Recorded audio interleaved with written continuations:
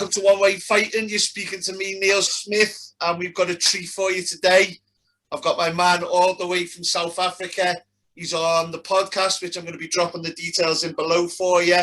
It's Sel, and this guy breaks down fights. How long have you been at it for, Sel? It's been like 3 months now. Started with the Francis Ngannou fights. Yeah. So it's been like 3 months now. So yeah. Mate, I've watched a couple of your breakdowns, and I met Sel on Twitter. So we just said we get together, and every now and then we're going to do a little podcast catch up. But today, more importantly, we're going to talk about Conor McGregor, Dustin Poirier. Now, I've got about 5 podcasts, Sel, where I'm just going to concentrate on this. So let's make this an important one where we cover all. All right, not a problem, not a problem. Let's start with who you think first. Who do you fancy to win? I kind of fancy Poirier for this fight, man. Kind of fancy Poirier because he's dribble. That's the first thing. He's got cardio, and he's got a good fight IQ. That's why I feel as if he's gonna win this fight. I think Poirier is really big at lightweight. I think he's tough. I think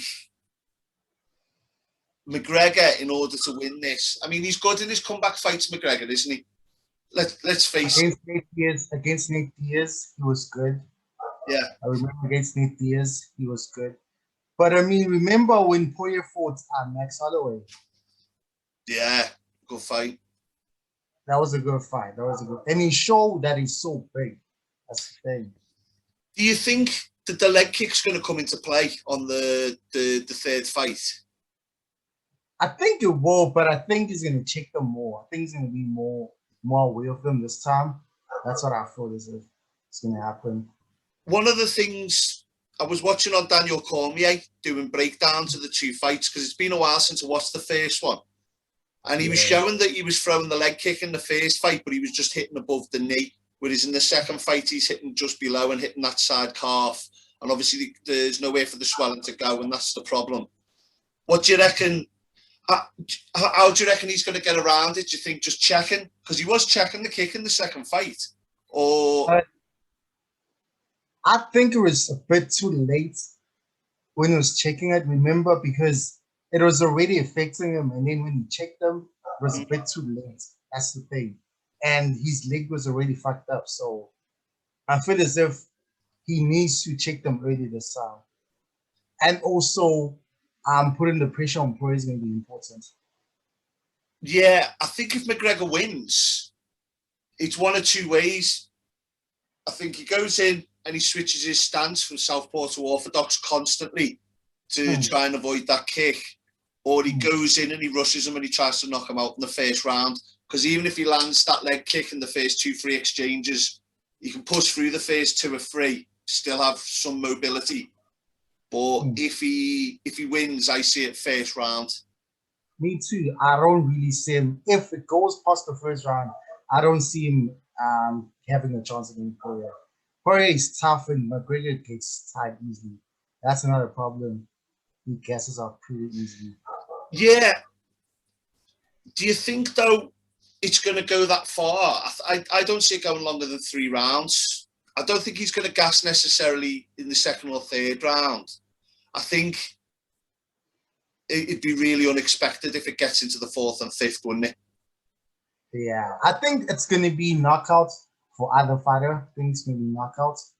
But it's probably going to be Poirier this time because I don't see McGregor winning it, to be honest.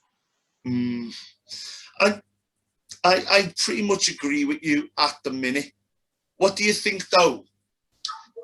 They're going to have the press conference just before it, and we see the old McGregor coming. Do you think that'll change your mind at all? Are you going to stick with it, fight mentality in terms of the tactics, or are you going to look at his attitude? I'm going to look. The first thing that's going to be important is how Poirier reacts to McGregor. If it's not confident like he was in the second fight, then I might change my mind. But at the moment, I'm going with Poirier. Because remember, at the second fight, Poirier wasn't as scared as he was in the first fight. Because McGregor can win the fight in the press conference.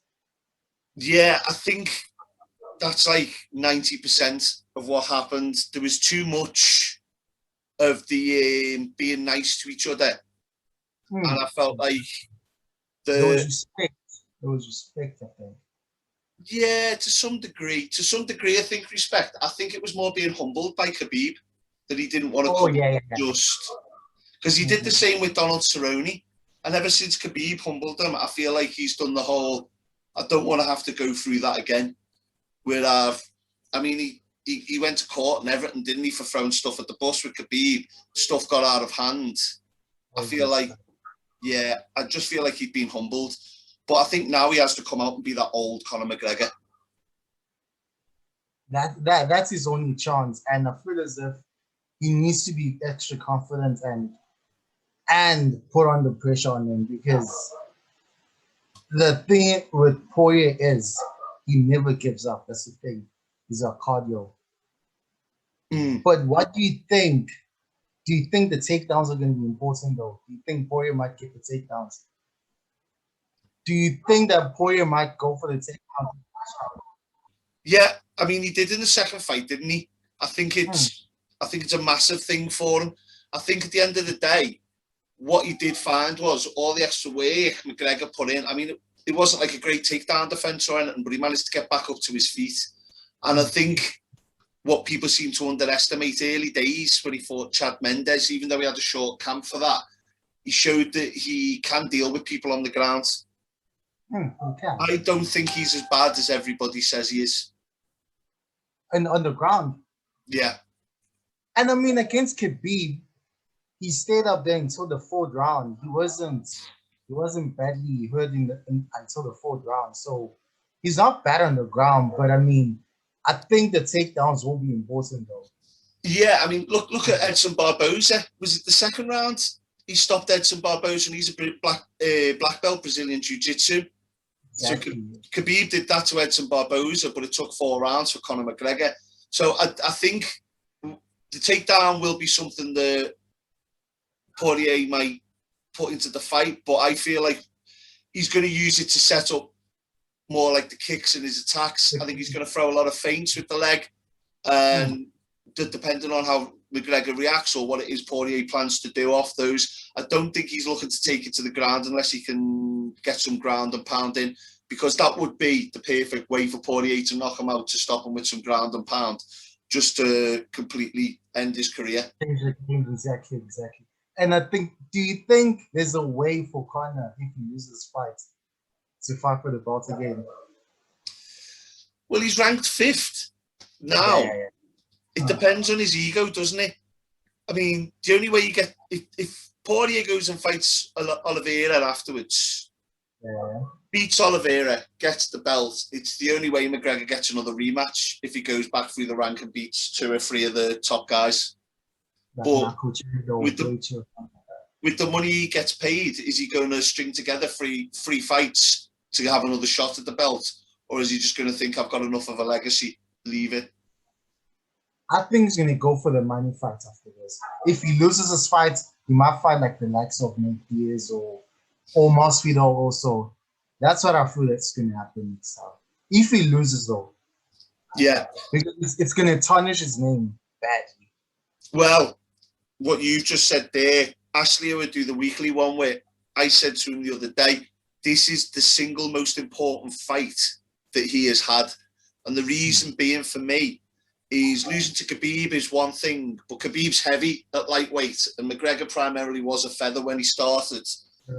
But Khabib's whole thing is the ground and the sambo and taking them down and draining them and dragging them. It was a brutal beating. But if Poirier beats him for a 3rd time, he wins the trilogy at stand-up, and that's McGregor's game. So this is more important of a fight than the Khabib fight. True that. And I feel as if, and also I like to disagree with, if Poirier wins that fight, and then wins the belt, then it's going to be harder for McGregor to get the title shots.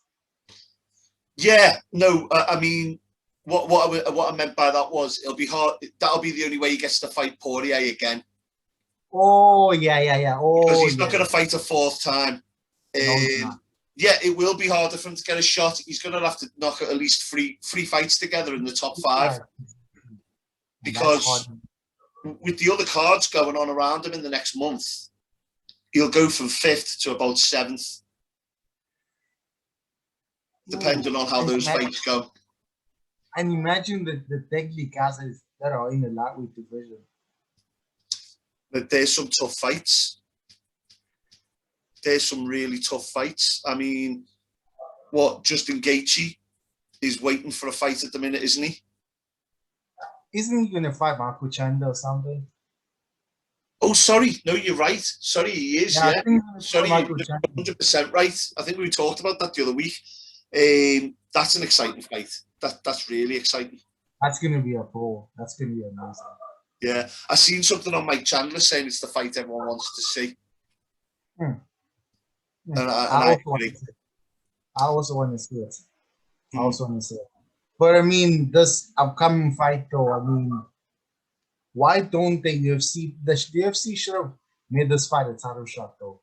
Title fights. What for? Like an interim title fight? What for? Yeah.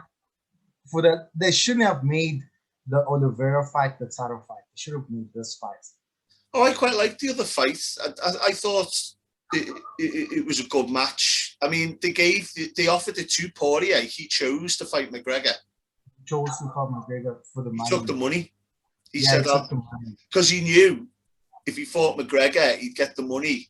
And I mean, if he lost, he might necessarily get the title shot because Dana White said whoever wins gets the shot, which was a win-win for Dana White because McGregor gets another shot at the title if Poirier had lost, and if Poirier wins, there's a trilogy. I just feel like, yeah, he chose to do this, and it's tough.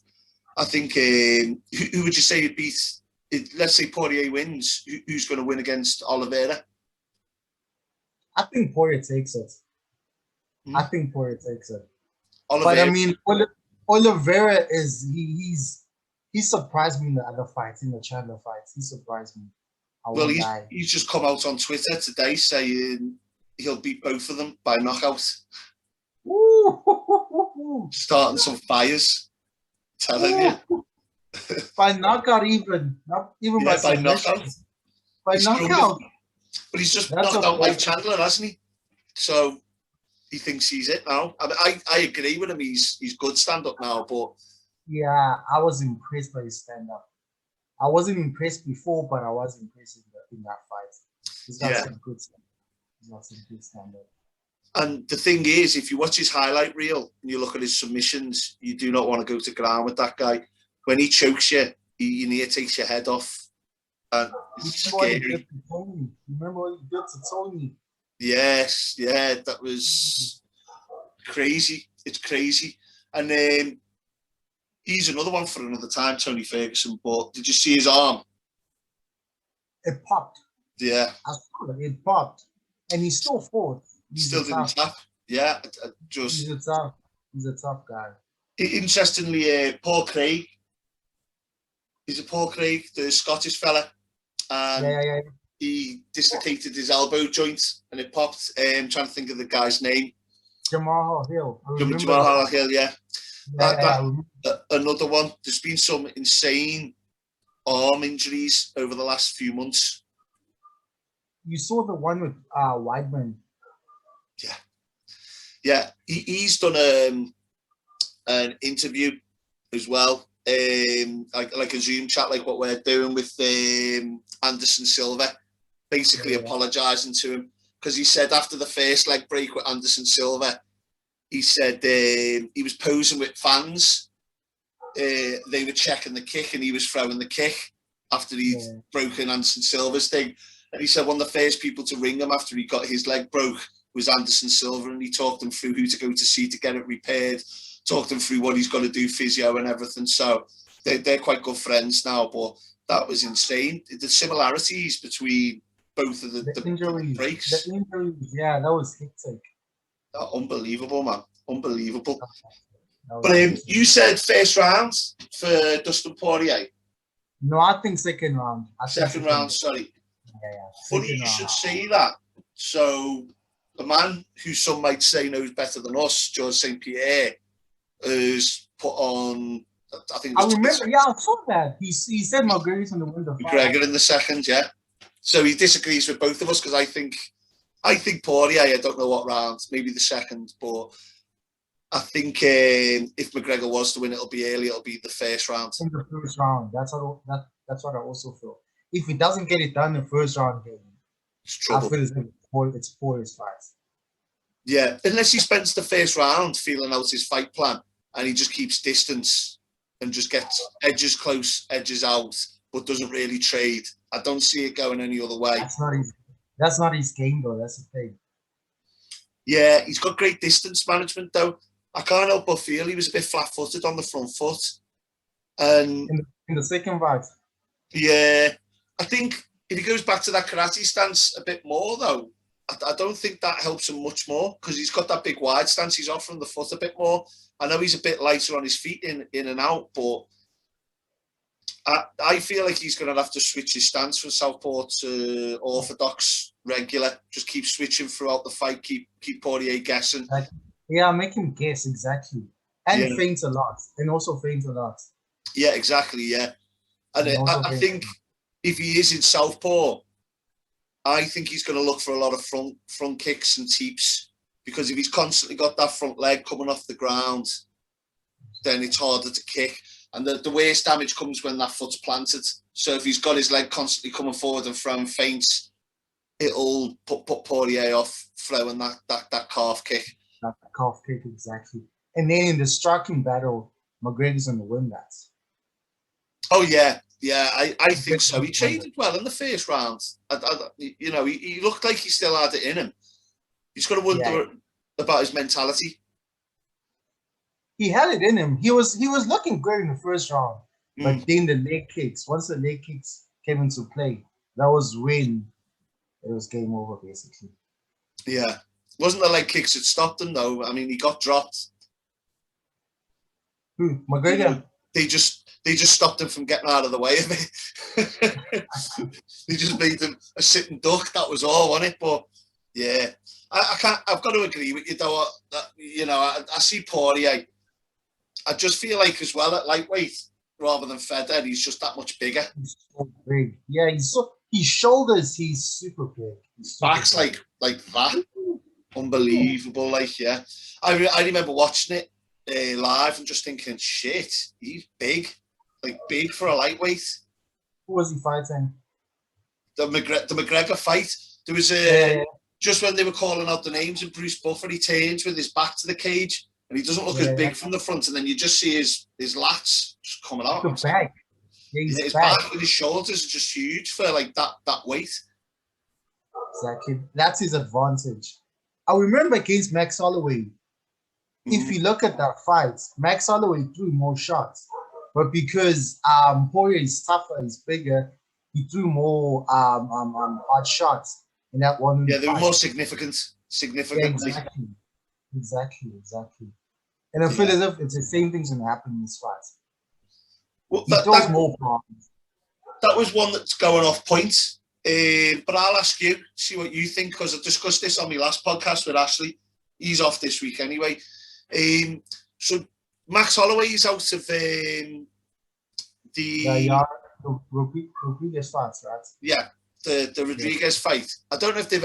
I haven't checked. I don't know if they've announced someone to take the place. But we were talking about the Korean Zombie the other week. He got his win, and it'd be an interesting fight because he was beating Neill Rodriguez in his last fight before he got knocked out. He was winning the fight. Yeah. Would you like to see that, or a few other people are throwing their name in the hat? I would actually like. It's either him or the guy that knocked out Cub Swanson. Giga Kikadze. Yeah. You ever watch K1? I watched a few fights in there. The week we were doing predictions for Giga v Cub Swanson, and you don't have to take my word. You can go back and watch. It's on the channel. I called liver kick first round, Giga Kikadze. And what does he do? First round, liver kick, stop. Those kicks are heavy. Yeah. What's his glory highlights? And he just hits about 12 people with that liver kick. And I just knew coming into MMA, they're going to have high hands, putting, you know, and that's just right there for them to just take. Open. Exactly, it's open. Exactly. Yeah, and he did. And it was, I could see him, even if people prepare for it, you know, they used to do it high checks. That's hard. It's like Israel, for example, Israel Adesanya. They might prepare for those leg kicks, but it's hard to prepare. It's hard to stop, I mean, because he's super quick. That's the thing. Yeah, and he's like John Jones. He's got that lanky body at that weight, and he's tall and rangy. And to just get close to him when he's that quick, that's not a nice fight. He's a danger. I would love to see that fight. If it's not the Korean Zombie, I would love to see that fight. Yeah. Doesn't he want to fight Max, the Korean Zombie? Is he named anyone? I heard he wants Max. That's what I heard. Oh, Max. All right. Yeah. All right.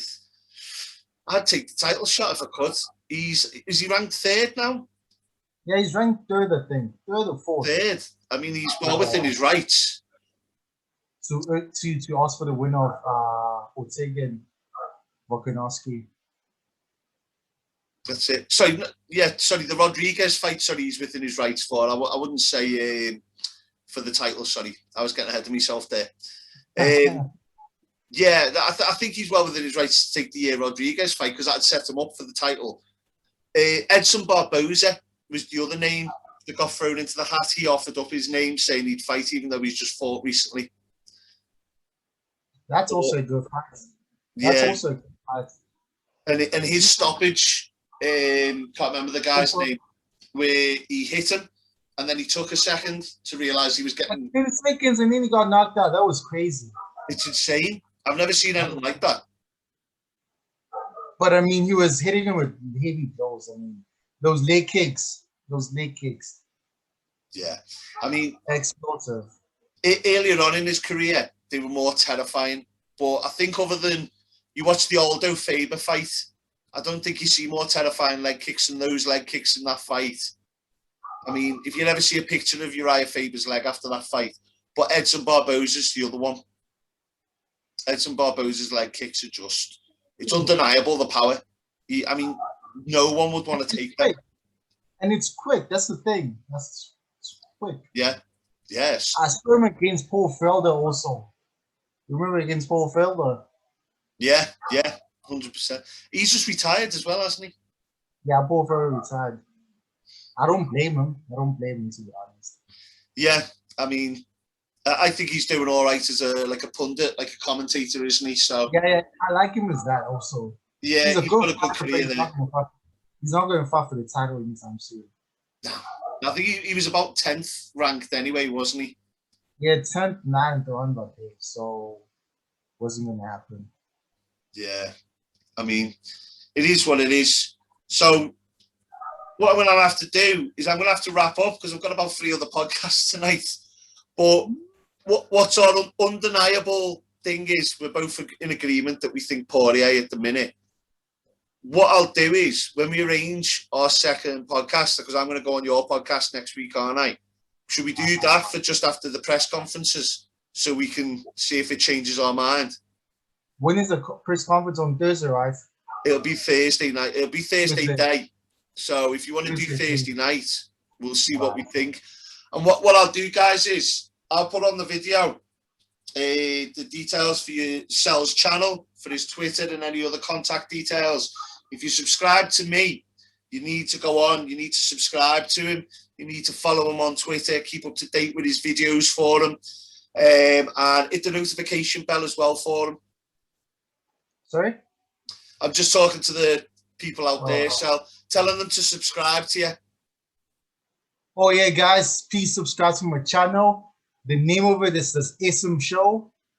I'm basically breaking down the fights of every weekend in the UFC. So, yeah, please subscribe and support the nigga, man. Thanks. Yeah. And, guys, keep in mind the quality of this connection is because he's in South Africa and I'm far away. So Exactly.